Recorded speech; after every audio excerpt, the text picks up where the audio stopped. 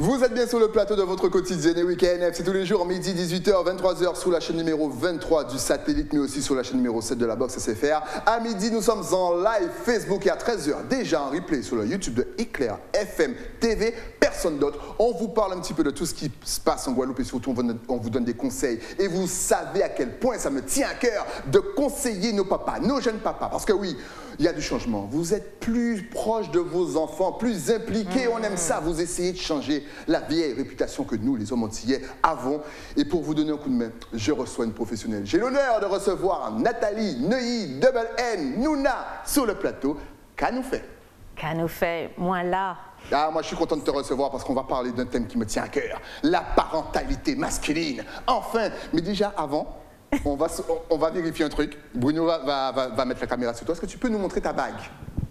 Et la voilà. Et Double, on la voit pas bien, mais les gars, regardez la force de la bague. 2 N, Double N, elle représente, elle assure. Maintenant, parlons des papas.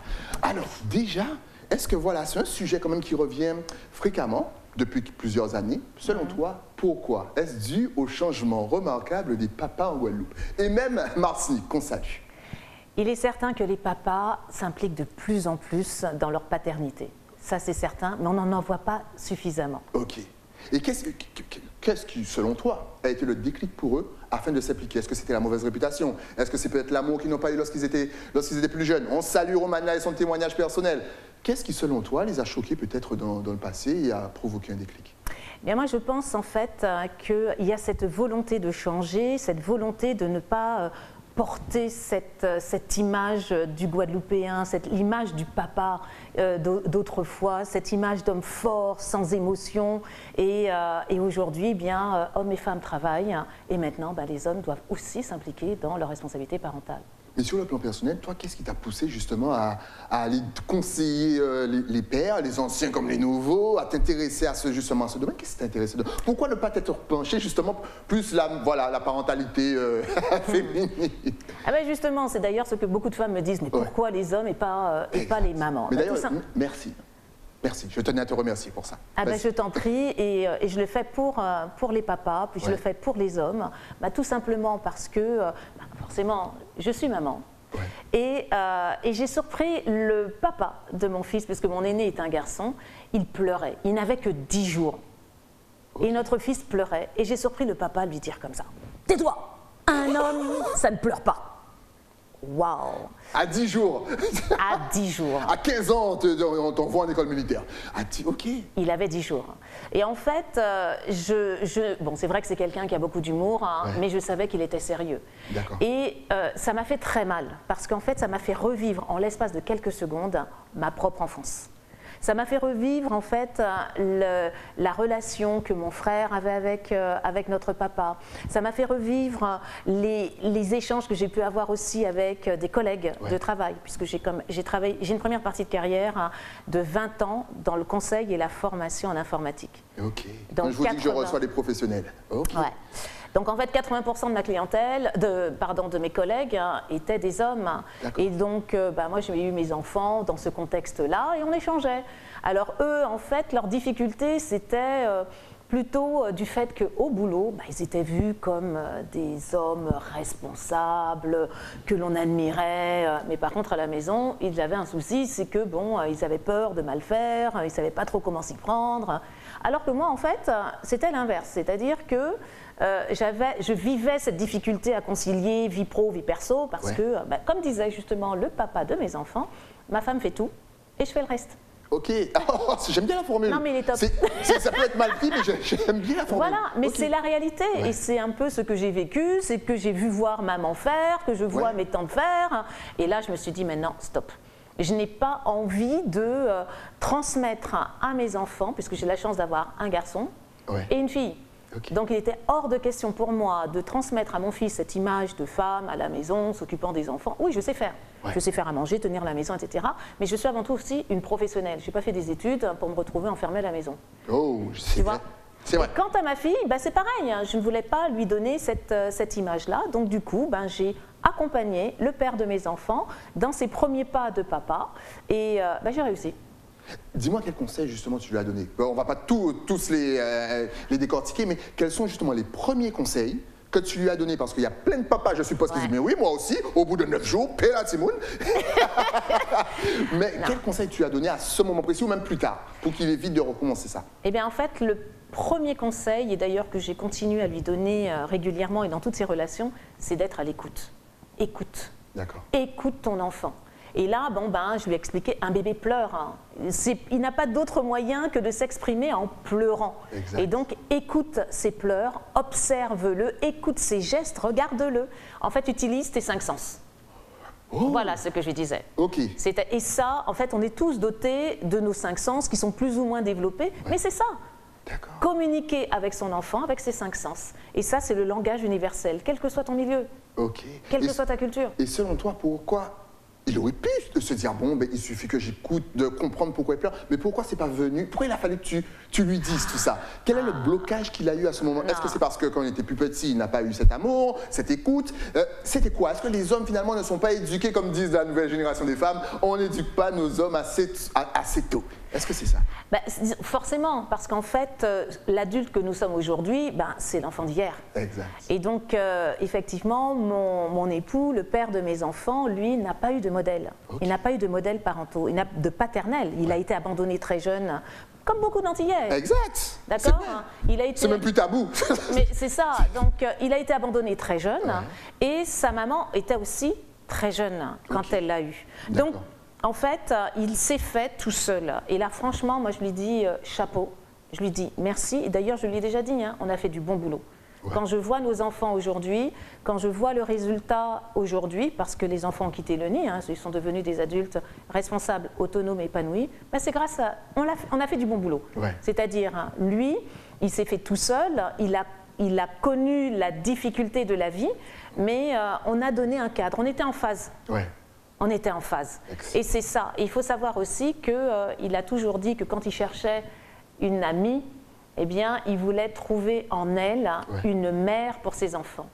Oh. Toi, ça aussi, ça joue. Il a des valeurs, tu vois. Et ça joue beaucoup parce que, effectivement, on peut se dire, oui, il est beau, elle est belle, on y va. On y va, ouais. Mais par contre, est-ce que cette personne peut être la mère de mon enfant? Est-ce que ce type-là, je dis bien ce type, il peut être le père de mes enfants? Je crois qu'on était comme ça. Moi, j'ai vu en lui un bon père, un bon compagnon de vie, et lui a vu en moi une bonne mère. Il me l'a dit, et les enfants nous le disent, donc c'est bon, mission accomplie. Est-ce que tu penses justement que voilà, les femmes devraient être un petit peu plus patientes et tolérantes justement avec leur conjoint, parce qu'effectivement il y a cette éducation, ce manque de repères, on va en parler d'ailleurs tout à l'heure, et de modèles qu'il n'y a pas eu à l'enfance?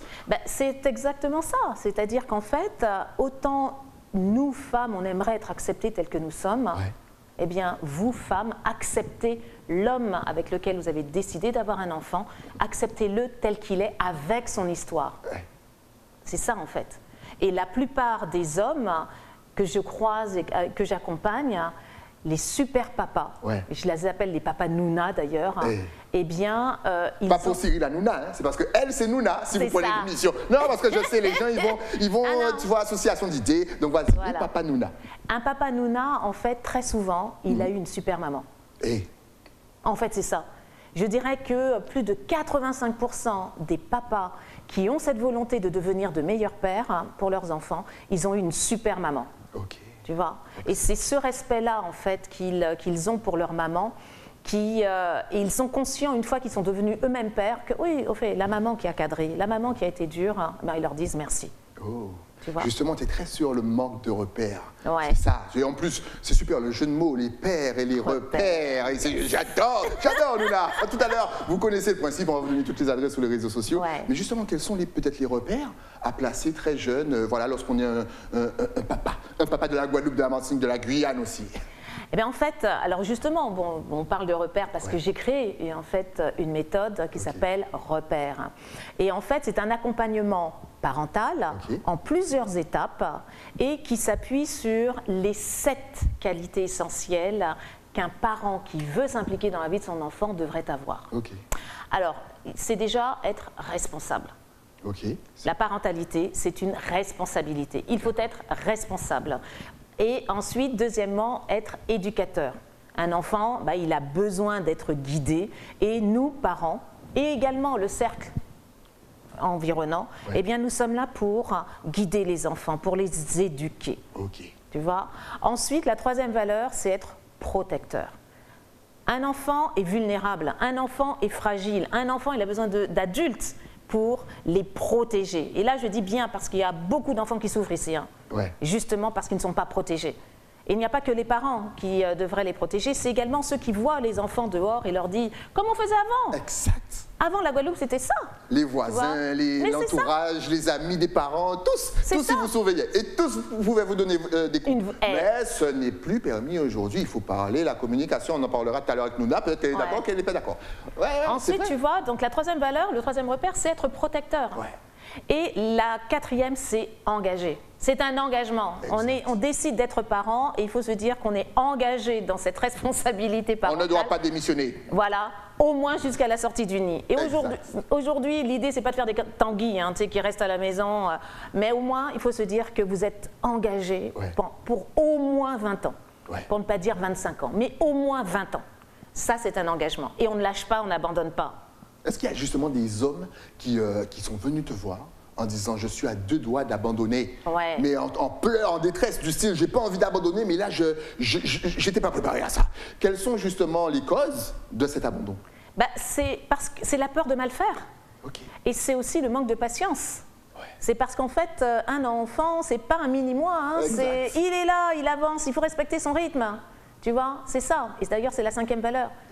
C'est respectueux, être respectueux, respecter son enfant dans sa différence. Donc les papas, pareil, hein, c'est normal, la difficulté de ne pas savoir faire, c'est normal. Et il ne faut pas se dire que parce que tu es une femme, tu sais mieux faire que... Non, on apprend tous les deux. Et homme, femme, on apprend. Que l'on soit seul ou accompagné, on apprend. Et il y a de super papas, j'ai rencontré plein de papas qui sont seuls. Exact. T'imagines, il n'y a rien de plus difficile pour un homme d'apprendre à devenir à sa fille une femme. Exact. Tout comme pour une femme, c'est pas facile. Moi personnellement, je le sais, je peux apprendre à devenir un homme. Je ne sais pas ce que c'est qu'un homme. Je ne peux pas apprendre à mon fils à devenir un homme. Donc c'est pour cette raison que je leur dis, vous n'êtes pas seuls, entourez-vous.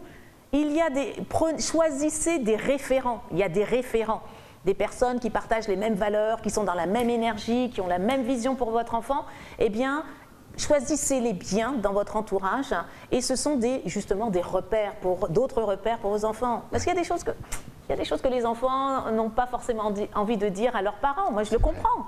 Et bien, dans ce cas, je leur dis, puisqu'il faut sortir, il faut évacuer, il faut sortir les choses, il faut dire les choses. Et bon, je dis à mon fils ou à ma fille, va voir tonton, un tel, va voir tati, un tel, ou bien la maman de telle copine. On est en phase, on voit les choses ensemble, donc tu peux discuter avec eux. Et c'est ce que, moi je me suis appuyée sur ces repères-là, tu vois. Pas forcément sur la famille, parce que bon, moi mes parents étaient à des milliers de kilomètres, la plupart de la famille était à des milliers de kilomètres, donc il fallait bien que je crée une famille pour mes enfants. Et il y a la famille de sang, mais il y a la famille de cœur aussi. Exactement. Tu vois? Donc voilà ce que je conseille aux papas, je leur dis, bon voilà, déjà, qu'est-ce qui vous fait vibrer? Qu'est-ce qui vous fait peur? Et ensuite, eh bien, je leur dis, c'est normal. On ne sait pas. C'est vrai. On découvre. Et tous les jours, tu découvres. Et tu n'es pas le même parent selon que tu sois avec un nourrisson, selon que tu sois avec un jeune enfant, un adolescent. Oh là là. Courage ensuite, à tous ceux qui sont dans cette période. Voilà, c'est ça. Et toi, je crois qu'en fait, j'ai pas l'impression que l'adolescence de nos enfants ait été si difficile que ça. Tu vois, parce que on est passé par là. Moi, je suis passée par là. Et donc, ok, je leur disais, j'expliquais, en tout cas à ma fille, puisque il faut aussi laisser la place. Tu vois, parce que l'ado, c'est un adulte en devenir. Hein. Et si on ne laisse pas la place à notre enfant, parce que tu vois, toutes ces mamans ou tous ces papas qui veulent rester dans le jeunisme, là. Dans le jeunisme. Mais à quel moment tu veux que ton enfant prenne sa place et tu es là? Non, il y a chacun, on avance, mais à un moment donné, il faut laisser la place à son enfant. Exact. Tu vois? Donc, c'est tous ces conseils-là. En fait, comment je procède? Alors, en général, j'insiste bien, je ne suis pas coach. OK. Moi, je ne suis pas coach. Je suis conseillère. D'accord? Je n'ai pas suivi de formation de coaching et tu t'enfermes dans une certaine manière d'accompagner. Non. Moi, je t'écoute. D'accord? Pendant 2 heures, 3 heures s'il le faut, c'est notre premier rendez-vous. Je t'écoute. J'ai besoin de connaître ton histoire.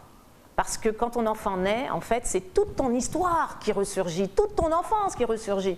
Tu vois, le tais-toi, un homme, ça ne pleure pas, c'est mon enfance qui est ressortie d'un seul coup. Je dis, mais mince, je ne peux pas. Je ne veux pas faire vivre ça à mes enfants. Donc, c'est normal, ton histoire, elle est normale. D'accord? Et ensuite, qu'est-ce que tu veux transmettre à ton enfant? En gros, je leur dis, voilà, qu'est-ce que tu aimerais que ton enfant dise de toi en quittant le nid? C'est ça, en fait. Okay. Et c'est la réponse à cette question qui va guider ta relation avec ton enfant pendant toutes ces étapes-là. Mais c'est long, hein? Et 20 ans, c'est long. c'est compliqué. C'est pas facile. Il y a du travail sur soi à faire aussi. Énorme. Énormément. Est-ce que tu as 2, 3 peut-être exercices à faire à la maison pour les jeunes papas? Respirer. Respirer. L'enfant pleure, l'enfant hurle, pose-toi, passe le relais à quelqu'un. Si tu as une personne autour de toi, la maman ou ton pote, l'autre parent, d'accord? L'autre parent est là. Tu lui passes le relais. Ou un voisin, comme je te disais, toutes ces personnes-là qui font partie de la communauté éducative de ton enfant, tu passes le relais. Tu te retrouves, tu t'isoles. Tu inspires profondément, tu souffles. Il y a des exercices de respiration. Il n'y a rien de tel. Et là, ça te permet de te retrouver. Tu te calmes, tu t'apaises. Top. C'est pas compliqué. C'est pas compliqué. La respiration, c'est toujours la réponse à tout. C'est vrai, on banalise trop cet exercice. C'est clair. Et ensuite, eh bien après, bon, il y a l'humour aussi. C'est super sympa. Tu vois, moi, je me souviens, je revois encore mon fils. Puisque j'étais à mon compte, je bossais de la maison, et je le vois revenir de l'école. J'ai dit, ça va? Oui, oui, ça va. Je dis, t'es sûr que ça va? Parce qu'il fait une tronche pas possible. J'ai dit, t'es sûr que ça va? Oui, oui, ça va. OK. Donc, si ça va, eh ben, tu refais ton entrée et tu me donnes le visage de quelqu'un qui va bien. Il a éclaté de rire, il est reparti, il est revenu, et c'est là qu'il m'a raconté toute sa journée. Et effectivement, il y avait des choses difficiles qui s'étaient passées. Écoutez! C'est ça, en fait. C'est écouter son enfant. Regarde-le. Écoute les signes qu'il t'envoie. C'est pas compliqué. Au lieu d'être centré sur soi, parce que c'est ça le problème aujourd'hui. Ouais. C'est le moi-je, moi-je, moi-je. Et c'est pour ça qu'en fait, moi j'ai une approche particulière et différente de la parentalité. Je ne suis pas sur papa, maman. Ouais. Vos problèmes, c'est problème azote. D'accord? Moi, je suis là pour les enfants. Je suis la voix des enfants. Je suis en train de vous dire, voilà ce que votre enfant est en train de vous dire. Et souvent, ben, effectivement, on va emmener nos enfants chez le médecin, chez le ceci. Les médecins ne vont pas vous dire, attendez, monsieur, madame, le problème, ce n'est pas votre enfant, c'est vous. Ils ne vont pas vous le dire. Hein. Mais c'est vrai, c'est ça. Souvent, c'est ça. L'enfant, en fait, il est en train de t'envoyer des signaux et ça se traduit par un mal-être. Et c'est ça qu'il faut écouter. Ok. Mais il ne faut pas non plus culpabiliser. On fait de notre mieux, d'accord? Mais ce qu'il faut surtout donner à son enfant, c'est de l'amour. Et ce n'est pas l'amour que nous, on aimerait recevoir. Il faut que ton enfant ait l'impression et vraiment le sentiment que tu l'aimes. C'est ça le plus important. Dès l'instant où tu sens, ton enfant sent qu'il est aimé, mais je t'assure qu'on a gagné.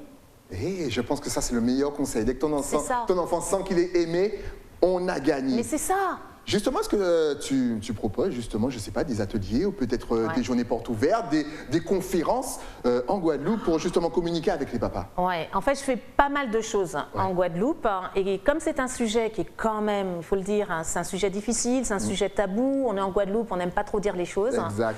Eh bien, en fait, j'ai décidé de commencer doucettement. J'aime bien. Voilà.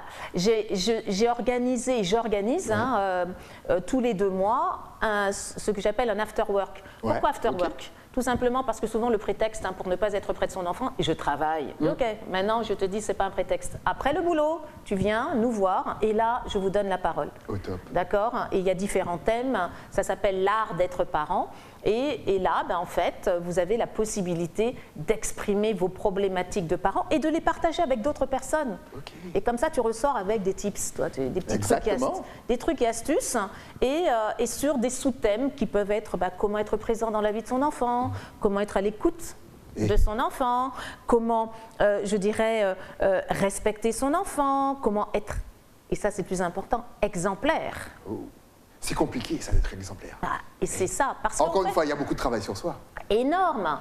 Il faut se dire, un peu comme en Guadeloupe. Toi, l'île est petite. Moi, j'ai toujours l'impression que quelqu'un est en train de regarder par-dessus mon épaule. Peut-être que que c'est pas faux. Tu vois? Eh bien, en fait, il faut se dire que les enfants regardent les adultes. Exact. Les enfants nous regardent. Les enfants nous écoutent. Les enfants nous copient. Et quand on est là, oui, la jeunesse, etc., dites-vous que, en fait, c'est juste, les enfants, ce sont vos miroirs. Ils ne font que reproduire ce que vous faites, ce que vous dites. Et donc, en fait, on se doit d'être exemplaire. Donc, tous les vices, toutes les critiques que l'on fait, parce qu'on voit, c'est vrai, il y a plein de choses qui se transmettent quand même, de mère en fille, de fils de père en fils. Pourquoi? C'est tout simplement parce que les enfants nous choisissent comme modèle, c'est tout. C'est tout. Donc voilà, c'est ça en fait, soyez exemplaires et dites-vous que votre enfant vous regarde, mais pas simplement vous, les enfants de votre famille, les enfants de votre entourage, les enfants que vous croisez. C'est vrai parce que quand on grandit, on se souvient toujours du tonton, de l'ami qui était passé, qui avait fait une bêtise ou qui avait dit quelque chose. C'est vrai, les enfants sont des éponges. Éponges émotionnelles. Oh, parce que, tu vois, pourquoi je dis ça? C'est parce que justement, le fameux « tais-toi, un homme, ça ne pleure pas ». Eh bien en fait, on aura beau faire des risettes à nos enfants, on prend notre enfant, on lui fait des risettes. Mais si intérieurement tu es perturbé, si intérieurement tu souffres, l'enfant le sait. Et c'est ça en fait qu'il est en train de nous dire. Donc il faut être en phase. On ne trompe pas un enfant. Parce qu'il vous regarde tout le temps, c'est une caméra. Et il ressent tout ce que tu ressens. Donc si tu es bien et que tu montres que tu es bien, mais il est heureux. Excellent. Si tu n'es pas bien et que tu lui fais des recettes, ouais ça va mon chéri, je t'aime, etc. Même le je t'aime. Il va sentir que l'intensité n'est pas la même. Mais c'est ça. Et ouais. Stylist, c'est ça. Et tout est dans l'art, dans le style. Dans le style. Oh là là. En tout cas, avant de donner les adresses sur les réseaux de Nouna, parce que honnêtement, je pense qu'elle vous a donné envie de lui poser plus de questions. Est-ce qu'on peut simplement rappeler les 7 qualités qu'il faut pour un papa? J'ai adoré. Alors, la première, c'est être responsable. La deuxième, c'est être éducateur. La troisième, c'est être protecteur. La quatrième, c'est être engagé. La cinquième, c'est être respectueux. La sixième, c'est être exemplaire. Et enfin, la septième, c'est celle que je préfère par-dessus tout, parce que j'implique tout le monde, c'est être solidaire. C'est être des parents solidaires dans l'éducation de son enfant. Donc pourquoi? Parce qu'il ne faut pas faire la différence entre le couple conjugal et le couple parental. Vous pouvez avoir des problèmes avec votre chéri, vous pouvez avoir des problèmes avec votre partenaire, mais quoi qu'il en soit, dès l'instant où vous avez des enfants, vous devez vous occuper de votre enfant et pour ça, vous devez être solidaire, que vous soyez sous le même toit ou pas. C'est la plus importante des qualités. Et c'est pour cette raison que je termine toujours par la solidarité. Excellent, c'est beau, c'est magnifique. Mais si vous voulez connecter ou même vous connecter et peut-être poser plus de questions à Nathalie, est-ce que tu es connecté sur les réseaux justement, Instagram, Facebook, Twitter ou même une adresse mail? De toute façon, tu connais, ça va s'afficher juste ici, comme par magie. Yes, alors effectivement, vous pouvez me retrouver sur Facebook à Nouna Parentalité, sur Insta, pareil, Nouna Parentalité, et LinkedIn, c'est principalement pour les professionnels qui veulent que je bosse avec eux, eh bien, vous vous trouvez à Nathalie Neuilly. Et enfin, vous avez un site internet qui est www.noona.fr.